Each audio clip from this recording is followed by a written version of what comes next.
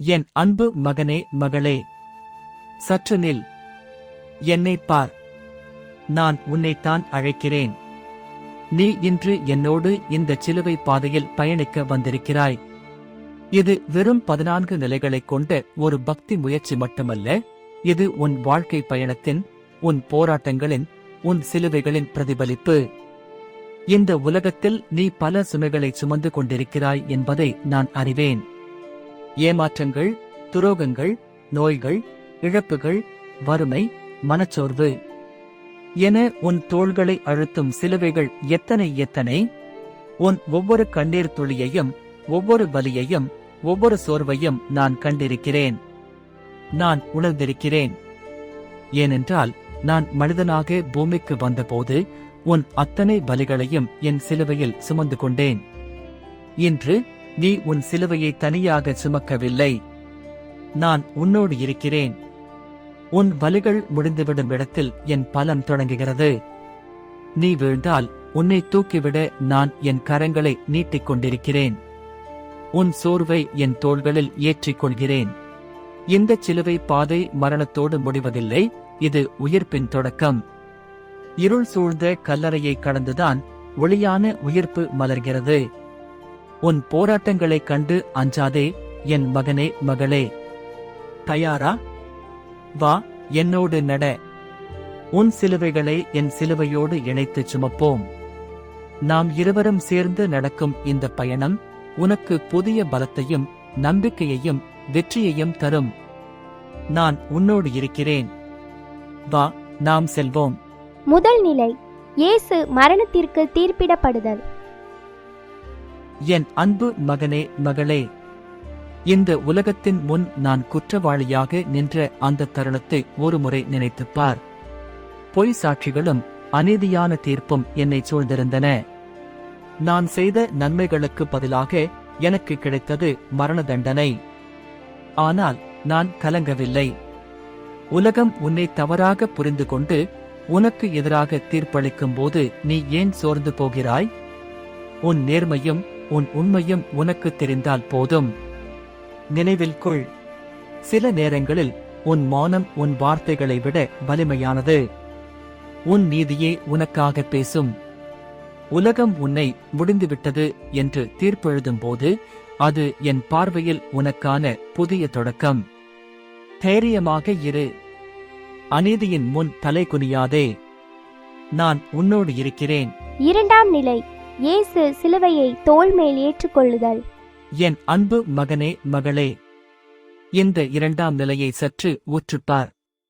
என் காயப்பட்ட தோள்களில் அந்த கனமான மரச்சிலுவை ஏற்றப்பட்ட போது அது வெறும் மரக்கட்டை அல்ல, இந்த உலகத்தின் மொத்த பாரமும் பாவமுமே என்மேல் சுமத்தப்பட்டது. ஆனால் நான் அந்த சிலுவையை தள்ளிவிடவில்லை, அதை தழுவிக்கொண்டேன். உன் வாழ்விலும் சில நேரங்களில் எதிர்பாராத சுமைகள், தீர்க்க முடியாத பிரச்சனைகள் உன் தோள்களில் ஏற்றப்படலாம். ஏன் எனக்கு மட்டும் இந்த சுமை என்று நீ கலங்கலாம். நினைவில் கொள், உன்னால் சுமக்க முடியாத எந்த சிலுவையையும் நான் உனக்கு தரமாட்டேன். இன்று உன் தோள்களை அழுத்தும் இந்த சுமைதான் நாளை உன்னை ஒரு வெற்றியாளனாக உலகிற்கு அடையாளம் காட்டும். சுமைகளை சவால்களாக ஏற்றுக்கொள். நீ பாரத்தை சுமக்கும் போது உன் அருகிலேயே நானும் என் சிலுவையை சுமந்து வருகிறேன். சோர்ந்து போகாதே, இந்த சிலுவையே உனது கிரீடமாக மாறும். மூன்றாம் நிலை, இயேசு முதல் முறை தரை சாய்தல். என் அன்பு மகனே மகளே, நான் முதல் முறை அந்த தரை மீது சாய்ந்த போது என் உடல் வலிமையை இழந்துவிட்டது. சுற்றியிருந்தவர்கள் ஏளனம் செய்தார்கள். இவரால் ஒரு சிலுவையை கூட சுமக்க முடியவில்லையே என்று எள்ளி நகையாடினார்கள். ஆனால் நான் அங்கேயே கிடக்கவில்லை, என் இலக்கை நோக்கி மீண்டும் எழுந்தேன். உன் வாழ்விலும் நீ எடுக்கும் முதல் முயற்சி தோல்வியில் முடியலாம். எத்தனையோ திட்டங்கள் பாதியிலேயே முடங்கிப் போய் இனி என்னால் முடியாது என்று நீ தரைசாயும் தருணங்கள் வரலாம். உலகம் உன்னை பார்த்து ஏளனம் செய்யலாம். நினைவில் கொள், விழுவது அவமானமல்ல, விழுந்த இடத்திலேயே கிடப்பதுதான் வீழ்ச்சி. நீ எத்தனை முறை விழுகிறாய் என்பது முக்கியமல்ல, எத்தனை முறை மீண்டும் எழுகிறாய் என்பதே உனது பலம். உன் பலவீனம் முடிந்துவிடும் இடத்தில்தான் என் பலம் தொடங்குகிறது. எழுந்து நில். உன் பயணம் இன்னும் முடியவில்லை. உன்னை தூக்கிவிட நான் என் கைகளை நீட்டிக் கொண்டிருக்கிறேன். 4ஆம் நிலை இயேசு தன் தாயை சந்தித்தல். என் அன்பு மகனே, மகளே, இரத்தமும் சதையுமாக நான் அந்த சிலுவை பாதையில் நடந்து கொண்டிருந்த போது என் தாயின் கண்கள் என் கண்களைச் சந்தித்தன. அந்த ஒரு பார்வையில் வார்த்தைகள் இல்லை, ஆனால் அளவற்ற அன்பும் ஆதரவும் இருந்தது. என் தாயின் அந்த அன்பு பார்வைதான் அடுத்த அடியை எடுத்து வைக்க எனக்கு துணிவை தந்தது. உன் வாழ்வியல் போராட்டங்களில் நீ தனித்து விடப்பட்டதாக ஒருபோதும் நினைக்காதே. உனக்காக பிரார்த்திக்கவும் உன்னை நேசிக்கவும் உனது பெற்றோர், குடும்பத்தினர் மற்றும் உண்மையான நண்பர்கள் இருக்கிறார்கள். நினைவில் கொள், நீ துன்பப்படும் போது உன் காயங்களை விட உன்னை சுற்றி இருப்பவர்களின் அன்பை ஊற்றுப்பார். சில நேரங்களில் ஒரு சிறிய ஆறுதல் வார்த்தையோ அன்பான ஒரு பார்வையோ உனது பெரிய சுமைகளையும் தாங்கும் சக்தியை தரும். உறவுகளின் மதிப்பை உணர்ந்து கொள். அவர்கள் உனது பலவீனம் அல்ல, உனது மிகப்பெரிய பலம். உனக்காக நான் இருக்கிறேன். உன்னை நேசிக்கும் இதயங்கள் வழியாக உனக்கு என்றும் துணையாக இருப்பேன்.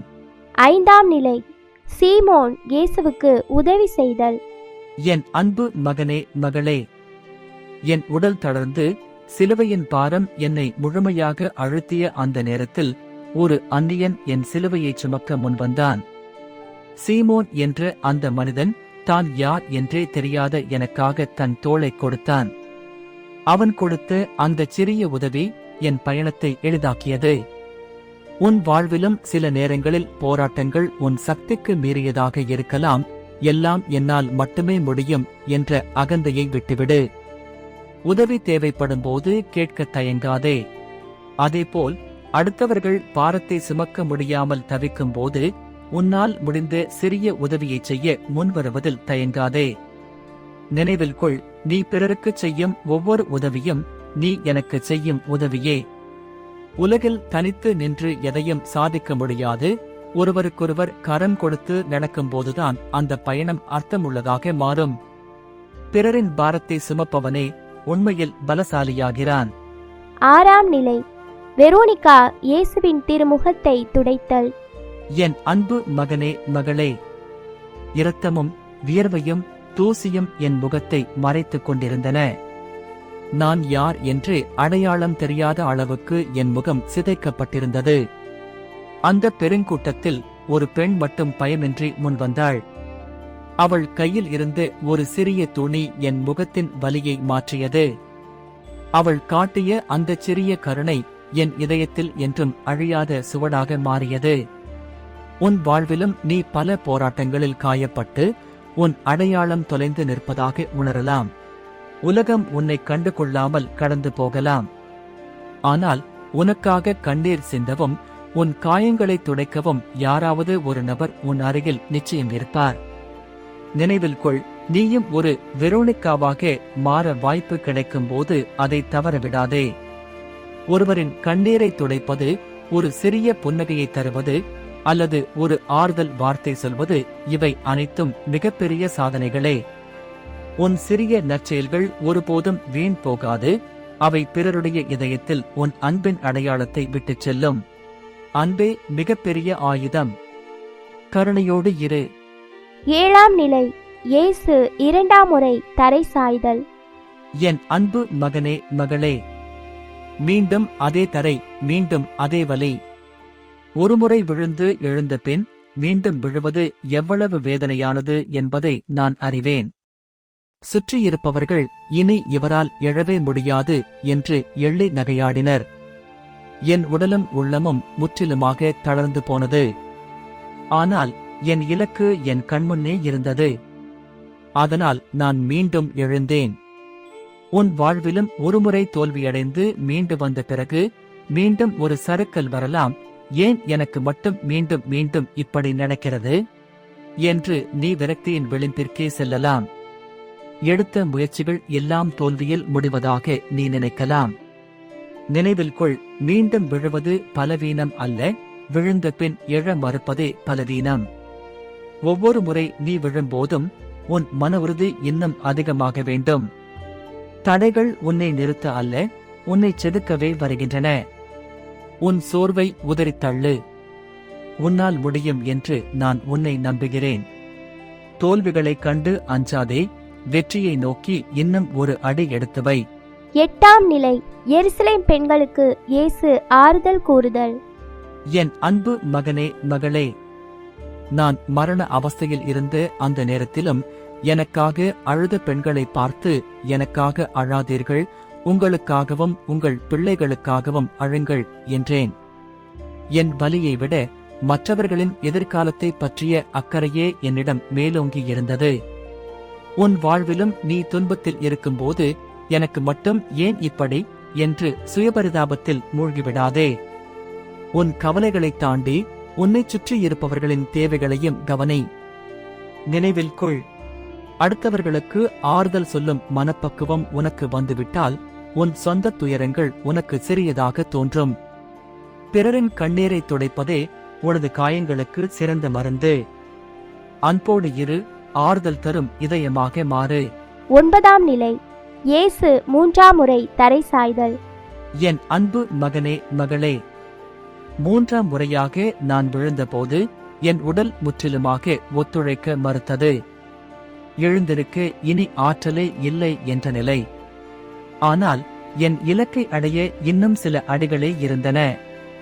கடைசி சொட்டு இரத்தத்தையும் பலமாக மாற்றி நான் மீண்டும் எழுந்தேன். உன் வாழ்விலும் வெற்றி கோட்டிற்கு மிக அருகில் இருக்கும்போதுதான் சோதனைகள் மிக கடுமையாக இருக்கும்.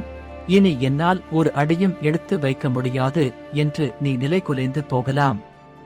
நினைவில் கொள், இதுதான் உனக்கான கடைசி பரீட்சை. விடாமுயற்சி என்பது உன் சக்தி தீர்ந்து போகும் போது தொடங்குவது. சோர்வடையாதே, உன் வெற்றி மிக அருகில் இருக்கிறது.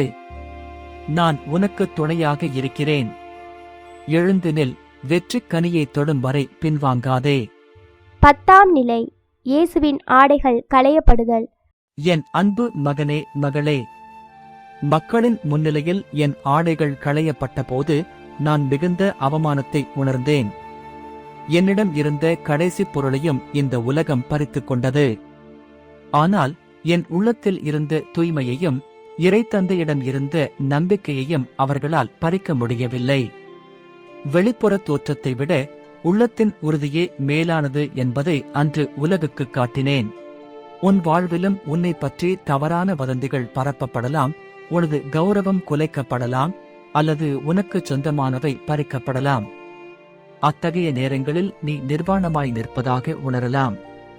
நினைவில் கொள், உன்னை பற்றிய மற்றவர்களின் விமர்சனங்கள் உன்னை உருவாக்கவில்லை. உன் நற்பண்புகளே உனது உண்மையான ஆடை. எதை இழந்தாலும் உன் தன்னம்பிக்கையை இழக்காதே. வெளி உலகிற்கு தோற்றுப் போனதாக தெரிந்தாலும் உன் மனசாட்சியின் முன் நீ நேர்மையாக இருந்தால் அதுவே உனது வெற்றி. 11ஆம் நிலை இயேசு சிலுவையில் அறையப்படுதல். என் அன்பு மகனே, மகளே, கூர்மையான ஆணிகள் என் கைகளையும் கால்களையும் துளைத்த போது ஏற்பட்ட வலி சொல்லுண்ணாதது. நான் நகரக்கூட முடியாதபடி சிலுவையோடு பிணைக்கப்பட்டேன். ஆணிகளால் என் உடலைத்தான் முடக்க முடிந்ததே தவிர என் லட்சியத்தை அல்ல. உன் வாழ்விலும் சில சூழ்நிலைகள் உன்னை செயல்பட விடாமல் முடக்கிப் போடலாம். துரோகங்களும் தீய சொற்களும் ஆணிகளாக உன் இதயத்தை துளைக்கலாம். நினைவில் கொள், வலிகள் உன்னை வதைக்கலாம், ஆனால் அவை உன்னை அழிப்பதில்லை. போராட்டங்களின் உச்சகட்டமே ஒரு பெரிய மாற்றத்தின் தொடக்கம். கஷ்டங்கள் உன்னை முடக்கும் போது அவற்றை உன் பொறுமையால் வென்று காட்டு. வலிகளை தாங்கும் வலிமை உனக்குள் இருக்கிறது. 12ஆம் நிலை இயேசு சிலுவையில் உயிர் நீத்தல். என் அன்பு மகனே, மகளே, எல்லாம் முடிந்தது. என் மூச்சு நின்று அந்த தருணம் உலகிற்கு அது ஒரு தோல்வியாக தெரிந்தது. ஆனால் உண்மையில் அது ஒரு மிகப்பெரிய தியாகத்தின் வெற்றி. மற்றவர்கள் வாழ வேண்டும் என்பதற்காக நான் என்னை முழுமையாக அர்ப்பணித்தேன். ஒரு விதை மண்ணுக்குள் புதைந்து தன்னை அழித்துக் கொண்டால்தான் ஒரு பெரிய மரம் உருவாக முடியும். உன் வாழ்விலும் சில நேரங்களில் உனது ஆசைகள், கனவுகள் அல்லது உனது உழைப்பு வீணாகிவிட்டதாக தோன்றலாம். உன் முயற்சியின் பலன் கிடைக்காமல் எல்லாம் முடிந்துவிட்டது என்று நீ நினைக்கலாம். நினைவில் கொள், உன்னதமான தியாகங்கள் ஒருபோதும் வீண் போகாது. சில இழப்புகள் புதிய மாற்றத்திற்கான விதைகளே. நீ எதற்காக உன்னை அர்ப்பணிக்கிறாயோ அதுவே உன்னை வரலாற்றில் வாழ வைக்கும். முடிவுகள் எப்போதும் புதிய தொடக்கத்தின் வாசல்களே. 13ஆம் நிலை. இயேசு சிலுவையிலிருந்து இறக்கப்படுதல். என் அன்பு மகனே, மகளே, போராட்டம் ஓய்ந்தது, வலி முடிந்தது.